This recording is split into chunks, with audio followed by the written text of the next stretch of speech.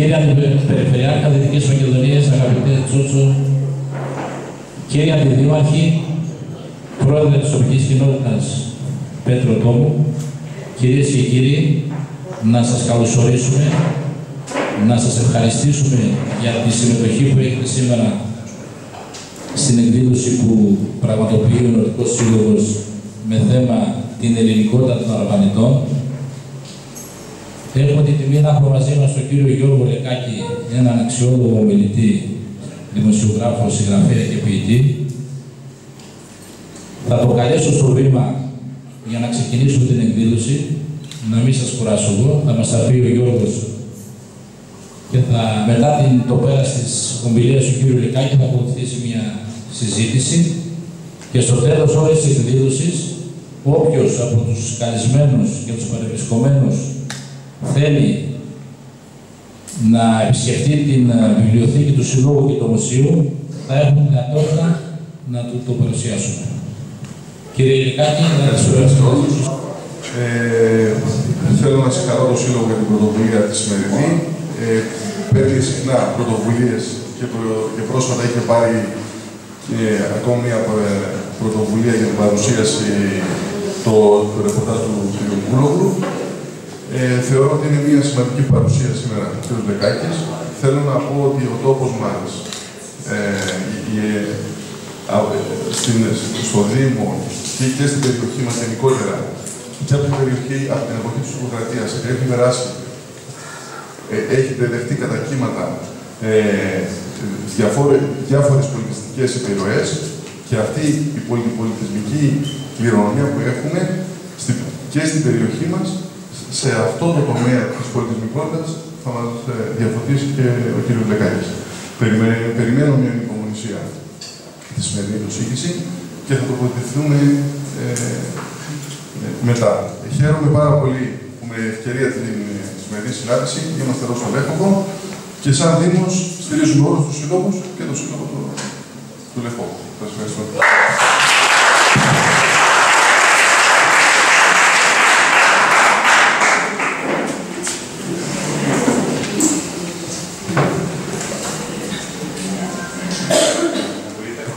Ακούγεται.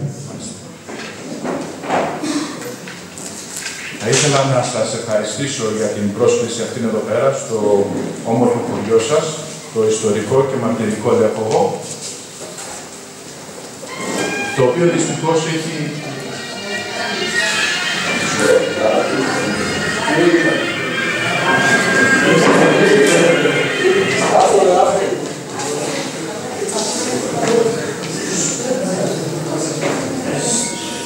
δυστυχώς έχει πολλά να περιμένει από την ελληνική πολιτεία, του τα χρωστάει η ελληνική πολιτεία και κυρίως και πρώτιστα από όλα πρέπει να ζητήσετε πίσω τα βιβλία που έκλεψαν η Γερμανία από τη βιβλιοθήκη σας.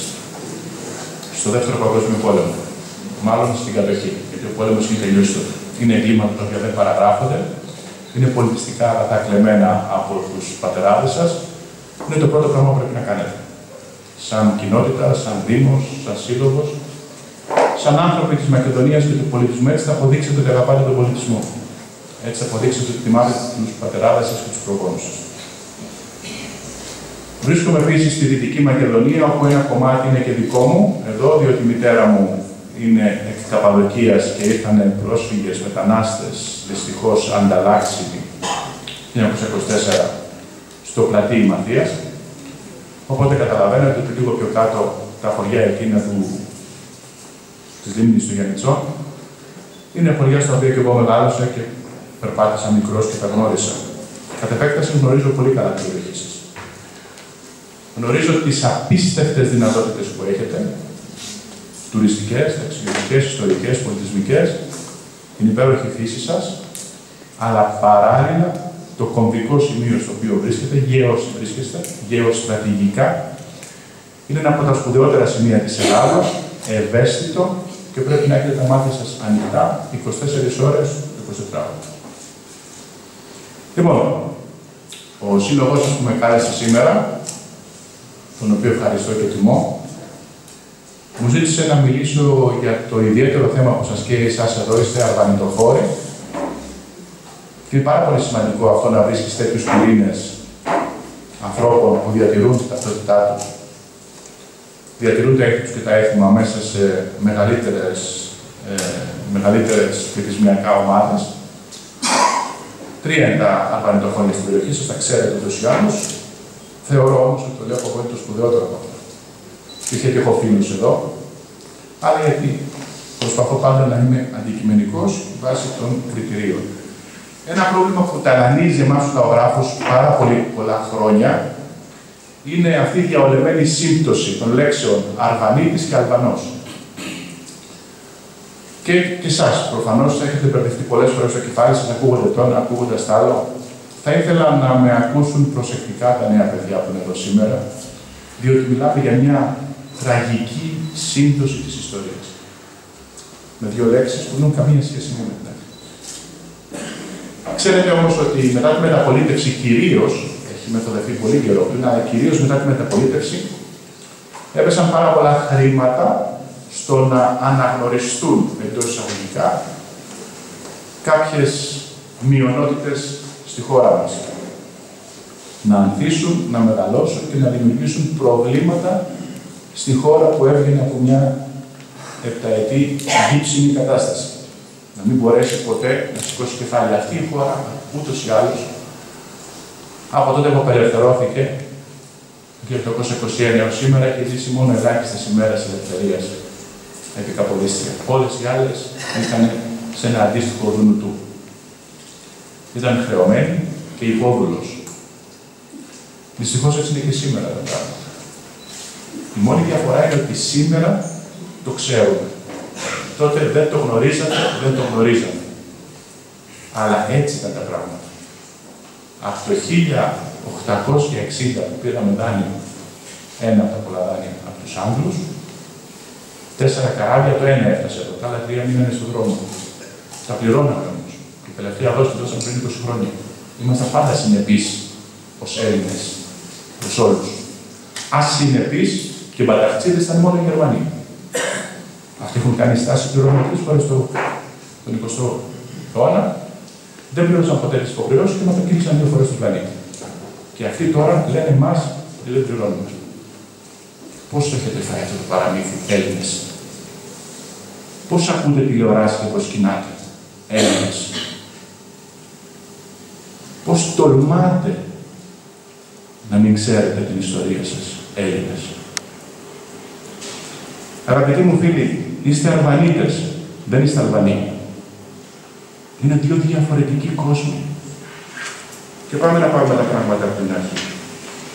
Η υπονόμευση της ελληνικής εθνικότητος είναι παλιό φρούτο και ξεκινάει επισήμως από έναν ανεκδιήγητο τύπο, λεγόταν Ιάκωβος Φαλμεράια. 1830-1840, φανταστείτε από πότε μας έχουν στο μάτι. Αυτός ο τύπος έγραψε 2 βιβλία, στα οποία ούτε λίγο ούτε πολύ έλεγε ότι οι Έλληνες τότε, το 1830, δεν έχουν καμία σχέση με τους αρχαίους Έλληνες, οπότε δεν πρέπει να λέγονται καν Έλληνες. Το θέμα ανακοινήθηκε και τώρα, πρόσφατα, μου είπαν ότι δεν βλέπετε εδώ πέρα πολλά κανάλια τηλεοράσεως, αλλά πρόσφατα ήμουν σε ένα κανάλι, σε μια εκπομπή, και πάλευα για αυτό το θέμα για να αποδείξω πόσο βλάξ ήτο ο Φαλμεράια, πόσο μη επιστήμον και τι έπαθε λέγοντας αυτές τις κουβέντες. Διότι όλοι γνωρίζετε την θεωρία του Φαλμεράια. Ξέρετε τι έπαθε αυτός που είπε αυτά? Ακούστε. Αυτός ο άνθρωπος ο οποίος ήθελε, ήταν Αυστριακός καταρχήν. Υπηρέτης της Μεγάλης Αυστριακής Αυτοκρατορίας και ήθελε να συνδέσει την Αυστρία με την Τουρκία. Την Οθωμανική Αυτοκρατορία. Ούτως ώστε να αποτρέψουν τους Ρώσους να κατεβούν προς τα κάτω. Τον βόλευε πάρα πολύ αυτή η ασυνέχεια των Ελλήνων και να διασπείρει τη χώρα ανάμεσα στους Έλληνες. Ακούστε τι έπαθε αυτός ο άνθρωπος που έλεγε αυτά. Οι φοιτητές που τον έβλεπαν στον δρόμο τον αποδοκίμαζαν. Ο κόσμος, όχι οι φοιτητές, τον χλέβαζε. Κοινώς τον έφτιανε όταν περπατούσε στη Βιέννη. Ο τύπος της εποχής τον είχε κύριο πρόσωπο στις γελιογραφίες σε αυτούς που έλεγαν βλακίες. και ανυπόστατα πράγματα. Και αν δεν πιστεύετε τους φοιτητές, αν δεν πιστεύετε τη δημόσια γνώμη, τι πιστεύει ο κόσμος για αυτά που λέει κάποιος επιστήμον, αν δεν πιστεύετε τον τύπο που το κάνει πρώτο θέμα στις γελιογραφίες, δεν μπορείτε να γνωρίσετε ότι η επετηρής Επιστημονικής Επιτροπής του Βερολίνου τον καταδίκασε για διαστρέβλωση της ιστορικής αληθείας. Και έτσι, η Γερμανία, το Βερολίνο, έκρινε μη επιστημονικές παραδεκτές και άρα αληθινές τις απόψεις του Φαλμεράιερ, που εμείς εδώ δεν το μάθαμε. Εμείς εδώ νομίζουμε ότι ένας έχει βγάλει μια σπουδαία θεωρία. Οι Γερμανοί, ξέρετε, έχουν βγάλει πολλές ηλίθιες θεωρίες, προσπαθώντας πάντα να βλάψουν το λαό μας. Την περίφημη Ινδοευρωπαϊκή θεωρία, τη διδάσκονται τα παιδιά στα σχολεία. Ποιοι ήταν οι Ινδοευρωπαίοι, από πού ήρθαν? Υπάρχει λαός χωρίς έναν Θεό, χωρίς μία ανατακτική συνήθεια, χωρίς ένα κοινό έθιμο, χωρίς γλώσσα κοινή? Ποιοι ήταν αυτοί οι ανύπαρκτοι Ινδοευρωπαίοι? Ήρθαν από την Ινδία, από πού ήρθαν, παιδιά, οι Ινδοευρωπαίοι? Ήρθαν και καταστάθηκαν εδώ το 1800. Μα εδώ στον κλήτο της Κοζάνης έγινε το 7 χιλιετίας οικισμό. Στο Δυσπηλιό της Καστοριάς, δίπλα σας, έγινε τη 6η χιλιετίας οικισμό. Τι να κάνουν αυτούς αν ήρθαν το 1200? Εδώ βρήκανε πόλεις. Κουβέντα. Άκρα του τάφου σιωπή στην επιστημονική κοινότητα βασιλεύει. Και την πληρώνετε εσείς που έχετε τύψεις που είστε Αλβανίτες. Έχετε τύψεις διότι νομίζετε ότι έχετε σχέση με τους Αλβανούς. Πάμε να το δούμε. Αυτά έπαθε αυτός ο κύριος Φαλμεράιερ. Όλες του οι εργασίες, όχι αποσοβήθηκαν, αλλά όλες τις εργασίες αποκηρύχθηκαν από την Επιστημονική Επιτροπή, την Επιστημονική Κοινότητα του Βερολίνου. Δεν είναι αποδεκτές σε καμία ακαδημία. Η λέξη λοιπόν Αρβανίτης δεν είναι τίποτα άλλο από τον κάτοικο μιας ορισμένης κιόλας, όχι ολόκληρης, περιοχής της Βόρειας Ηπείρου. Αυτός είναι Αρβανίτης. Αυτός που κατοικεί σε μια συγκεκριμένη περιοχή της Βόρειας, της σημερινής λεγόμενης Βόρειας Ηπείρου. Αυτός είναι ο Αρβανίτης. Ο Αρβανίτης είναι υπηρώτης στην καταγωγή, διότι εμείς οι Έλληνες δεν χωρίζουμε την Ήπειρο σε Βόρειο και σε Νότιο Ήπειρο. Για μας είναι μία και ενιαία. Το Βόρειος και το Νότιος Ήπειρος είναι πολιτικός διαχωρισμός, όχι εθνικός, ούτε καν γεωγραφικός. Ποτέ σε κανένα γεωγραφικό εγχειρίδιο δεν αναφερόταν η Βόρειος και η Νότιος Ήπειρος, φυσικά γιατί δεν υπήρχε λόγο να αναφερθεί. Το Βόρειος και Νότιος Ήπειρος είναι εφεύρημα πολιτικό-εθνικό. Δεν αφορά το λάθος. Δεν συνιστώ στον αναγνώστη μου να ρωτήσει κάποιον Αρβανίτη αν νιώθει Έλληνας για να μην συμβεί ό,τι με τον Αρβανίτη και τον κριτικό της κωμωδίας του Βυζαντίου. Ξέρετε την περίφημη κωμωδία του Βυζαντίου. Αυτό γράφει ο Κελάριος. Μην τολμήσετε, λέει, και πείτε σε κανέναν Αρβανίτη ότι δεν είναι Έλληνας. Θα γίνει χαμός. Ξέρεις, ωραία, τι θα πει Αρβανίτης, είπε κάποτε ο Μάρκος Μπότσαρης, Αρβανίτης στην καταγωγή. Το λιοντάρι του Σουλίου, που τον πρόδειξε κάποιος ότι είσαι Αρβανίτης, λέει ο Μάρκος Μπότσαρης, ο αγράμματος Μπότσαρης. Ξέρετε τι θα πει Αρβανίτης? Και του λέει, Αρβανίτης, φίλε μου, θα πει Έλληνας αγράμματος. Και εδώ έχετε το πρώτο μεγάλο μαράζι των Αρβανιτών, που δυστυχώς λόγω της θέσης που ήταν εγκατεστημένοι δεν πρόκαμα, δεν μπόρεσαν, δεν κατάφεραν ποτέ να μάθουν γράμματα. Αγράμματος ήταν και ο Αβρούτσος, αγράμματος και ο Καραϊσκάκης, αγράμματοι και οι Μποτσαρέοι, αγράμματοι οι Σουλιώτες. Δεν είναι τυχαίο. Την υπογραφή τους δεν ξέρω να βάλει. Όμοιος, ποιος από εσάς εδώ πέρα μέσα θα τολμήσει να πει, θα τολμήσει να ψελίσει ότι στην Επανάσταση δεν τάχθηκαν με το μέρος των Ελλήνων? Γιατί φαίνεται με ποιους είσαι όταν διαλέγεις στρατόπεδο. Είναι πάρα πολύ ακριβό.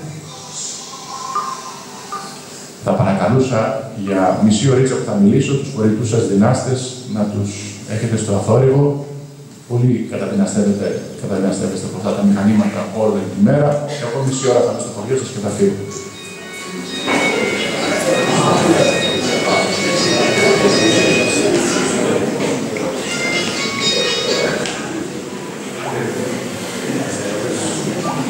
Και τώρα θα πάμε σε πιο επιστημονικά κριτήρια. Αυτά ήταν τα κριτήρια τα οποία με πρώτο μάτι, με πρώτη απλή προσέγγιση μπορούσα να σας πω απλά. Πάμε όμως σε επιστήμες που δεν μπορούν αμφισβήτηση, όπως είναι η ανθρωπολογία. Εδώ τα πράγματα δεν είναι απλά. Εδώ τα πράγματα έχουν αποδείξει από μελέτες του Τεταφυλλίδη ότι είμαστε ίδιος λαός που κατοικεί εδώ πέρα κατά 95% με τον παλαιολιθικό κάτοικο αυτής της περιοχής. Έχει αποδείξει ότι οι Κρήτες είναι αυτόχθονες και οι Μινωίτες δεν είναι κάτι που ξαφνικά έγινε και κατοίκησε από τους λαούς της Ανατολής. Άλλο εφεύρεμα. Την Κρήτη. Εδώ έχουμε να κάνουμε DNA. Έχουμε να κάνουμε ανθρωπολογικούς σκελετικό υλικό. Έχουμε να κάνουμε ανθρωπολογικές μετρήσεις. Ο Θόδωρος Πίτσιος, ένας από τους μεγαλύτερους ανθρωπολόγους μας, ο άνθρωπος που καθιέρωσε παγκοσμίως τον όρο τενάριος άνθρωπος για το σκελετό των 300.000 χρόνων που βρήκε στο Τέναρο, γράφει: οι Αρβανίτες αποτελούν αιγαιακό πληθυσμό με διαφορετικά μορφολογικά χαρακτηριστικά από τους Αλβανούς. Να το ξαναπώ ή καταλάβατε ακριβώς τι λέει ο άνθρωπος? Οι Αλβανοί είναι ένας πληθυσμός που κατοικεί τώρα πρόσφατα, γιατί στην ιστορία αυτά τα χρόνια είναι μικρά τα 200-300 χρόνια, είναι μικρή περίοδος για την ιστορία. Πρόσφατα εδώ, πιο πάνω από εδώ. Οι Αρβανίτες όμως είναι αιγαιακό φύλο. Έχει σχέση με το Αιγαίο. Και αν δεν πιστεύετε, δείτε τους διάσπαρτους οικισμούς των Αρβανιτών σε όλο το Αιγαίο, σε διάφορα νησιά μας. Πάμε όμως να δούμε και κάτι άλλο. Ένα από τα πολλά πρωτοελληνικά πελασγικά φύλλα που αναχνεύονται στην περιοχή της Αιγαίδος από τα νεολιθικά τουλάχιστον χρόνια. Δηλαδή, πολύ απλά, φίλοι μου Αρβανίτες, να είστε περήφανοι που είστε πελασγοί. Η καταγωγή σας είναι πελασγική. Αν θέλετε να προσδιορίσετε ένα αρχαίο φύλλο με το οποίο μπορείτε να ταυτιστείτε, αυτό είναι το πελασγικό. Είναι από τα σπουδαιότερα πρώτο ελληνικά φύλλα, τα οποία δημιούργησαν έναν πολιτισμό απίστευτα μεγάλο και τα οποία ονομάζονταν έτσι, διότι σαν πελαργοί πηδούσαν από τόπο σε τόπο και κάνανε αποικίες και κάνανε νέα χωριά και νέες κατοικίες. Στην περιοχή εδέσποζε η αρχαία πόλη Άρβων ή Αρβών. Αυτή η οποία κατά μια ατυχή γραμματολογική συγκυρία ελέγεται και Άρβανα ή Αλβών ή Αλβανάπολης ή Αλβανούπολης και στα βυζαντινά χρόνια Αλβανών. Οι δε κάτοικοι της αρχαίας ελληνικής Άρβονος ονομάζονταν Αρβονίτες. Κοίτα να δεις παιχνίδια που παίζει η ιστορία. Αυτά είναι μέχρι τα βυζαντινά χρόνια. Στα βυζαντινά χρόνια δεν υπάρχουν Αλβανοί. Δεν εμφανίζονται οι Αλβανοί στα βυζαντινά χρόνια. Και εδώ υπάρχει μια περιοχή, μια πόλη που λεγόταν Άλβων ή Αλβανόπολης. Ακόμα οι Αλβανοί δεν έχουν εμφανιστεί στην ιστορία. Και εδώ υπάρχει μια μεγάλη πόλη, η αρχαία Αρβών, που γίνεται Αρβανόπολης, Αλβανόπολης. Οι κάτοικοι του Αρβάνου ήσαν άσχετοι προς τους Αλβανούς ως προς την εθνικότητα, τη θρησκεία και το φιλετικό χαρακτήρα. Και μόνο ως προς τη γλώσσα οι δωρητηρώτες αυτοί, επειδή γειτόνευαν άμεσα με τους κατοπινούς κατοίκους της περιοχής Αλβανούς και είχαν επικοινωνία και συναλλαγές μαζί τους, μιλούσαν μια μεικτή ελληνο-αρβανίτικη γλώσσα, τα αρβανίτικα, που διαφέρουν πολύ από τη γλώσσα των Αλβανών, πράγμα που και στα χρόνια μας έγινε αντιληπτό κατά τον πόλεμο του 40. Αυτά τα αναφέρει ο Υγείας ο Βύρης και ο Γάλλος ο Ντουσελιέρ. Πράγματι, το 40 οι Αρβανίτες δεν μπορούσαν να συνεννοηθούν με τους Αλβανούς, οι οποίοι ήταν στο πλευρό των Γερμανών και είχαν πολεμήσει μαζί τους για να μας φάξουν και τους καλούς. Από την άλλη, οι Αλβανοί δεν είναι ευρωπαϊκό φύλλο. Προσέξτε τις μεγάλες διαφορές. Έχουμε ένα αιγαιακό φύλλο και τώρα ερχόμαστε στο αλβανικό, το οποίο λέει η ανθρωπολογία δεν είναι καν ευρωπαϊκό φύλλο. Δεν σημαίνει τώρα επειδή κατοικούν στην Ευρώπη, οι Αλβανοί είναι και Ευρωπαίοι. Κατάγονται από την περιοχή της Γεωργίας Σιβηρίας στον Κάφκασο, στην Κασπία θάλασσα. Αυτή είναι η κοιτίδα τους. Εκεί υπάρχει ο όρος Άλβανων. Και εκεί είναι η πρώτη, ανιχνεύεται η πρώτη κοιτής του λαού που αργότερα έφτασε εδώ. Οι Αλβανοί του Καυκάσου αναφέρονται στα ρωμαϊκά χρόνια του Καυκάσου, στον Κάφκασο, και έως τον 6ο αιώνα μετά Χριστόν. Από τον Κάφκασο έρχονται στην Ανατολική Ευρώπη, περίπου στη Ρουμανία τη σημερινή, με τους Μογγόλους του Τσέκινς Χάν, ως στρατιώτες του. Μετά με τους Άβαρους και τέλος μια τρίτη φουρνιά φτάνει με τους Τούρκους όταν υποχρεώθηκαν να συστρατευτούν μαζί τους και να τους ακολουθήσουν σαν βοηθητικοί. Φυσικά το φύλλο αυτό δεν είναι το μουσουλμανικό, αλλά διέως εξισλαμίστηκε για να μπορεί να περιβεί τον τουρκικό στρατό. Πρέπει να ξέρετε ότι πριν την επίσημη εκμουσουλμάνηση, γιατί έχουμε δύο εξισλαμισμό εδώ πέρα, έχουμε και εδώ γενιτσαρισμό στους Αλβανούς. Οι Αλβανοί ήταν περισσότερο μπεκτασίδες, ήταν Αλεβίτες. Δεν έχει καμία σχέση με τους Σουνίτες και τους Σιήτες. Αυτά είναι πολύ ιδιαίτερα πράγματα, είναι μια άλλη, το οποίο διέσωσε από όλα τα βιβλία που υπήρχαν στην Κωνσταντινούπολη. Και που κάποτε καμία διατριβή, καμία πτυχιακή εργασία δεν θεωρείται έγκυρη αν δεν χρησιμοποιούσε το μέγα ετυμολογικό της σαν σκοπιμής. Σήμερα αγνοείται το μέγα ετυμολογικό. Λαμβάνονται άλλα λεξικά άλλων κυρίων υπόψη. Λοιπόν, εκεί μέσα λοιπόν αναφέρεται στην Ανακομινή ότι πριν το 10ο αιώνα μετά Χριστόν δεν υπήρχαν Αλβανοί στην Ιλλυρία και την Ήπειρο. Οι λέξεις Αλβανοί ήταν άγνωστοι. Εκεί ζούσαν από τα αρχαία χρόνια μόνο Έλληνες. Ήταν σαφώς πιο εύκολο να μάθει κανείς αρβανίτικα παρά τα κηρυγημένα καθαρά ελληνικά που εδιδάσκονται νύκτορ, τη νύχτα, με τσιπλοφάναρα, σε κρυφά σχολιά, με αμοιβή για τους δασκάλους λίγα κόλληβα, εξού και κολυβογράμματα. Γι' αυτό τα αρβανίτικα διαδόθηκαν περισσότερο, διότι βάσει των τουρκικών θερμανιών, όποιος μίλαγε ελληνικά του πέραν το κεφάλι. Και έτσι τι κάνανε οι Έλληνες, τι βρήκαν, πήρανε τους ομόφυλους τους, τους Αρβανίτες και είπαν να μιλάμε αρβανίτικα, γιατί θα μπορούμε πιο εύκολα να συνομιλούμε και τα αρβανίτικα δεν απαγορεύονται. Δεν για τους Τούρκους, δεν είναι ελληνικά, οπότε δεν θα μας παίρνουν το κεφάλι. Και πώς καταλαβαίνουμε ότι οι Έλληνες είχαν βρει έναν μηχανισμό, είχε οργανωθεί μια κοινωνία ολόκληρη για να μαθαίνουν τα παιδιά τους γράμματα νύχτα, από ένα απλό μικρό παιδικό τραγουδάκι. Το φεγγαράκι μου να βρω. Φέγγε μου να περπατώ, να πηγαίνω στο σχολείο. Το φεγγαράκι φεύγει μόνο τα 9 βράδυ. Έχετε δει κανένα παιδί να σηκώνεται βράδυ να πηγαίνει να μάθει γράμματα. Τι μαρτυράει όμως αυτή η παλιά παιδική λογοτεχνική καταγραφή που όλοι μας έχουμε τραγουδίσει, ότι κάποτε τα παιδιά μας πηγαίνουν μόνο νύχτα γράμματα στα κρυφά σχολιά για να μάθουν από τους ανθρώπους εκεί, όσοι έκαναν τους δασκάλους μου ό,τι ήξεραν και ό,τι μπορούσαν, λίγα κολυβογράμματα στα παιδάκια μας. Τέλος λοιπόν, πολλοί Αρβανίτες, και αυτό είναι επίσης σημαντικό, αναγκάστηκαν και έφυγαν από την Πελοπόννησο, διότι δεν άντεχαν άλλο την καταπίεση των Τούρκων και έφυγαν για τη Δύση. Με το που φτάνουν στη Δύση, Ιταλία, με το που φτάνουν εκεί, επειδή είναι ικανότατοι στρατιώτες, όπως σας είπα, τους έχουν χρησιμοποιήσει όλοι. Στη Ρώμη στην Ιταλία έχουν την καλύτερη φήμη, ότι είναι η καλύτερη στρατιωτική. Τους προσλαμβάνουν οι Ενετοί, οι Γαλλινοτάτοι, η μεγαλύτερη πολεμική εμπορική επιχείρηση της εποχής. Προσλαμβάνει τους φυγάδες Αρβανίτες, τους προσλαμβάνει στις τάξεις της. Ποια η Ενετία, που δεν σήκωνε μήλο στο σπαθί της, έτσι. Παίρνει λοιπόν γιατί τους Αρβανίτες, διότι από τους Τούρκους θεωρούνται ως οι πλέον επικίνδυνοι αντίπαλοι της Τουρκίας και σαφώς την ενδιαφέρει την Γαλλινοτάτη να έχει στις τάξεις της τους πλέον επικίνδυνους αντιπάλους της Οθωμανικής. Πού κατοικούν? Στην Καλαβρία και στην Απουλία.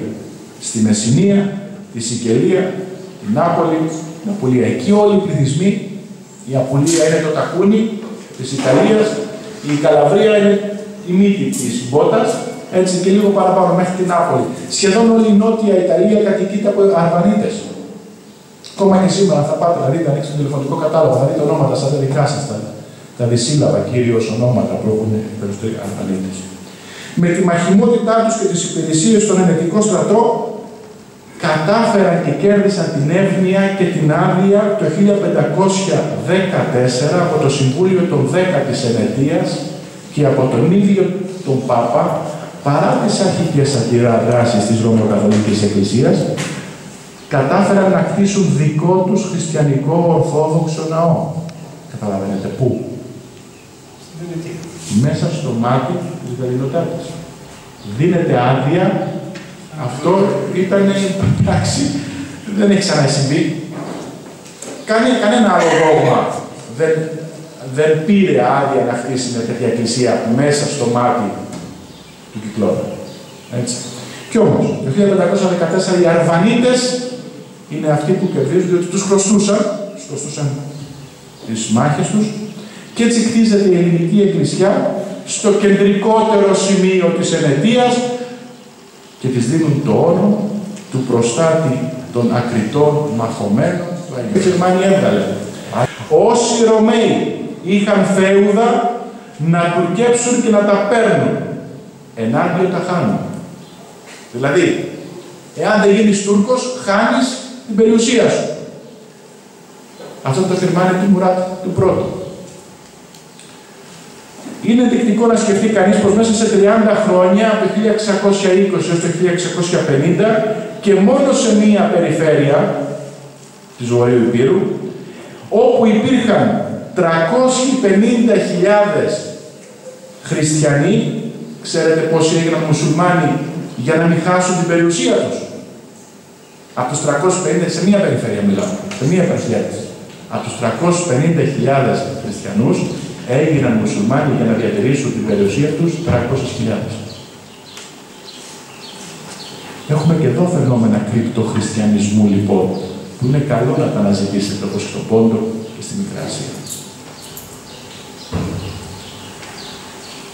Ιδίως αυτό συνέβη στα μέρη της Σπαθίας, την Ελμπασάν, Περά, την Κόρα και Μόρα. Οι δε τουρκεμένοι, βιαίως εξισλαμισμένοι Αλβανοί, μας είναι γνωστοί ως Τουρκαλβανοί και είναι αυτοί οι οποίοι πολέμησαν υπέρ των Τούρκων το 1921.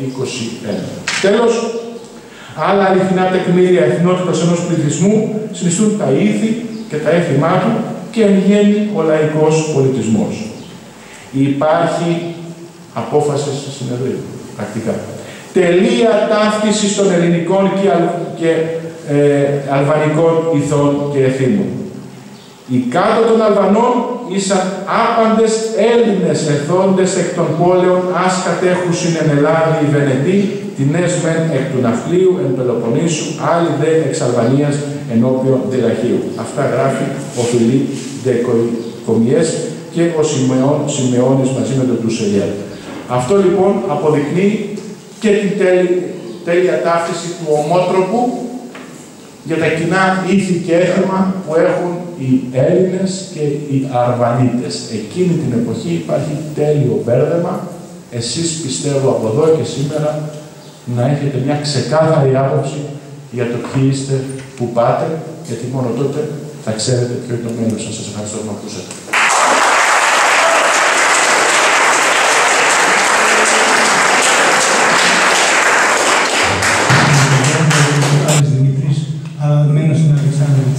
Για το θέμα που αναφέρατε, ότι υπήρχε στην περιοχή της Ρωσίας του Καυκάσου, υπήρχε μια περιοχή που λεγόταν Αλβάνια, αναφέρεται αυτό το πράγμα σε ένα βιβλίο που το έχω στα χέρια μου. Το βιβλίο λέγεται «Με Σταλίνη που ητήμε, αναμνήσεις με τον Στάλιν» και το έχει γράψει ο Εμέρ Κότσα, ο παλιός κομμουνιστής ηγέτης των Αλβανών. Αναφέρεται στο βιβλίο αυτό σε κάποια ιδιωτική συζήτηση που είχε με τον Στάλιν, πως του ανέφερε ο Στάλιν ότι υπάρχει εδώ μια περιοχή, Αλβανία κτλ. Αλλά αναφέρει αμέσως μετά ο Στάλιν ότι δεν ξέρει πολλές λεπτομέρειες και αν και ήταν πρόθυμος ο Εμβέρ Χότζα να μιλήσει για αυτό το θέμα, δεν το συζήτησαν γιατί δεν ήταν καλά ενημερωμένοι για το θέμα αυτό. Αυτό το λέω εξαιτίας του γεγονότος που αναφέρατε. Και ένα δεύτερο θα ήθελα να πω, δεν έχει σχέση με τους Αλβανούς και τους Αλβανίτες, έχει να κάνει όμως με την Σορβόνη και με τους Τούρκους βέβαια. Κάποτε στη Σορβόνη πήγε να μιλήσει ο παλιός πρωθυπουργός του Τουρκούτ Οσάλ. Και είναι γνωστό ότι και οι Τούρκοι προσπαθούν να λιώσουν την ιστορία. Τώρα τελευταία βαπτίζουν πολλά παιδιά με το όνομα του Αιγαία, Αιτζέ, Ομέρ, Ομάρ, παλιότερα κτλ. Τον Όμηρο, τον Αιγαία, τον. Άμα δεν έχει ιστορία, δεν κλέβει. Ανέβηκε λοιπόν να μιλήσει ο Τουρκούτ Οσάλ στο βήμα της Σορβόνης, όπου παρακολουθούσαν καθηγητές ευνασμένου κύρους, και είναι, θα έλεγα, ότι η Σορβόνη είναι ένας θεματοφύλακας πραγματικά των εθνικών παραδόσεων, όχι μόνο των Γάλλων, αλλά όλων των άλλων. Και σε κάποια στιγμή ο Τουρκούτ Οσάλ άρχισε να λέει αυτές τις ιστορίες, τις δικές του, που δυστυχώς είναι καθαρότητα παραμύθια. Σε κάποια στιγμή λοιπόν σηκώθηκε ο Πρίτανης, τώρα ποιος ήταν ένας Κοσμήτρας, δεν θυμάμαι ποιος, και ευγενικά λέει, τον πήρε από το χέρι, έκλεισε το μικρόφωνο, τον πήρε από το χέρι και τον κατέβασε στη θέση των ανθρώπων που παρακολουθούσαν τις ομιλίες και έδωσε τον λόγο σε άλλον ομιλητή. Αυτό δείχνει ότι το Πανεπιστήμιο της Σορβόνης μπορεί να μας βοηθήσει πάρα πολύ σε αυτά τα θέματα. Όντως, γιατί κρατάνε εκεί πάρα πολύ καλά όλες τις παραδόσεις. Το έχω στη βιογραφία μου από τη δεκαετία του 50 από τις ανακοινώσεις του, γι' αυτό και σας διάβασα ανακοινώσεις του της Σορβόνης. Ευχαριστώ πολύ. Αυτά ήθελα να πω. Ευχαριστώ και εγώ πολύ. Καλησπέρα. Αγαπητοί συλλημώνες, κύριε Λεκάκη, πραγματικά να σας ευχαριστήσω για την παρουσία σας και για την πολύ αναλυτική ομιλία σας. Μας κάνετε σοφότερους. Εγώ οφείλω να πω ότι κανείς, πιστεύω, Αλβανίτης, Λεχοβίτης, και εγώ προσωπικά δεν πίστεψα ότι έχουν το ίδιο DNA με τους Αλβανούς. Είναι κάτι τελείως ξεχωριστό και ως νοοτροπία των ανθρώπων εδώ, όσο θρησκεία, όσο ιστορία. Και βέβαια είπατε πολύ σοφά κάτι, ότι, και θέλω να πω ότι άρα η Ελλάδα δεν φοβάται κανένα γεμάτο, κανέναν ορδό. Και αυτό είναι για ένα εξής χαρακτηριστικό που μας χαρακτηρίζει σαν Έλληνες. Αυτό αναφέρεται στους Αλβανίτες που είπατε ότι έχουν βαθιές ρίζες ελληνισμού. Λαός που έχει ρίζες ιστορία και φοβατικού τον παρόν το μέλλον. Αυτοί σήμερα που μας κατηγορούν θεωρητικά το αναφέρετε και εσείς ότι τρώμε το μας λέτε, το τρώμε. Αυτός είμαστε αναγκασμένοι τα λάθη των πολιτικών και στο περιβάλλον που ζούμε της πολιτικής ένωσης να ζούμε στην Ευρώπη, αλλά δεν τα τρώμε αυτά που μας λένε, γιατί το λάθος μας δεν έχει συνηθίσει. Και αυτά τα αναφέρετε τώρα μέσα από αυτά που είπατε εσείς, κανείς τα βγάζει. Πραγματικά όμως θέλω να σας πω ότι εδώ η περιοχή και ιδιαίτερα το Λέχοβο, επειδή εγώ τελευταία χρόνια ζω εδώ και ως δήμαρχος βίωσα μια περιοχή που έχει πολλά μειονεκτήματα μέσα σε αυτή την οικονομική συγκυρία. Είναι ίσως η μοναδική τοπική κοινότητα που δεν έχει εκτάσεις, χωριστές εκτάσεις. Όμως κατάφερε και καταφέρει να είναι υπερήφανοι, να ζουν αξιοπρεπώς και να μην είναι υποτελείς. Αυτό το βίωσα ως δήμαρχος και το διακηρύσω στους δημοσίους λόγους. Και ίσως είναι ένα χαρακτηριστικό γνώρισμα των Αλβανιτών. Και βέβαια, πραγματικά η σημερινή παρουσία σας πιστεύω ότι ξεκαθάρισε τα θέματα αυτά, διότι πολλοί θεωρούσαν ότι υπάρχει συγγένεια και λόγω της, αν θέλετε, αυτής της σύγχυσης Αλβανίτες με Αλβανούς. Και βέβαια αυτή την ομιλία, φίλε Πρόεδρε, πραγματικά πρέπει να την τυπώσετε και να την έχετε σε πρώτη ευκαιρία σε όλους. Και είπατε κάτι πολύ σημαντικό, Πρόεδρε και φίλε Βαγγέλη, που δεν το πρόκεισα εγώ, ότι υπάρχουν βιβλία που υπάρχουν σήμερα στην Γερμανία ως κλοπή. Αυτά νομίζω μέσα από τη δραστηριότητα και τις σχέσεις αυτές τις πολιτισμικές που είχαμε με τους Γερμανούς να αναζητήσουμε αυτά τα βιβλία, διότι κύριε Λεκάκη, εδώ τα τελευταία χρόνια κάναμε μια βιβλιοθήκη, δεν ξέρω αν την επισκεφθήκατε. Θεωρώ ότι είναι ένα κεφάλαιο για την περιοχή, διότι την αρχαιοθετήσαμε, δημιουργήσαμε ένα χώρο πολιτισμένο μέσα στις δυνατότητές μας, ο κάθε επισκέπτης να μπορεί να ξαναγγιθεί και να βρει μέσα από αυτή την βιβλιοθήκη ιστορίες του Λεχόβου. Αλλά Πρόεδρε, πραγματικά τα βιβλία αυτά που λείπουν από το χωριό και υπάρχουν στη Γερμανία, νομίζω ότι υπάρχει δυνατότητα να τα ψάξουμε, να τα βρούμε και να έρθουν στις ρίζες. Να είστε καλά, σας ευχαριστώ και να είσαστε πάντοτε έτσι